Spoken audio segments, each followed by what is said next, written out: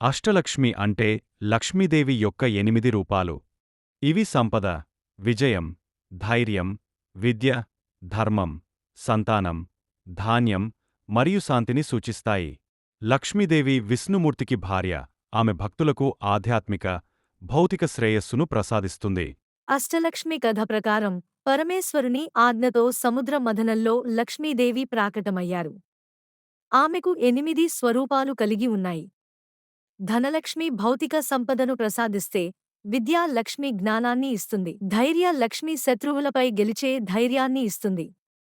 సంబంధాల అనుగుణంగా గజలక్ష్మి, ధాన్యలక్ష్మి, సంతానలక్ష్మి, విజయలక్ష్మి మరియు ఆదిలక్ష్మి భక్తులకు భిన్నమైన ఆశీర్వాదాలను ప్రసాదిస్తారు. ఈ 8 లక్ష్ముల పూజ వలన జీవితంలో సంపూర్ణ శ్రేయస్సు లభిస్తుంది. దీపావళి, వరలక్ష్మి వ్రతం వంటి పర్వదినాలలో వీరి పూజ విశేషంగా చేస్తారు. అష్టలక్ష్మిని ఆరాధించడం వల్ల కుటుంబంలో సుఖశాంతి, ఐశ్వర్యం కలుగుతాయి.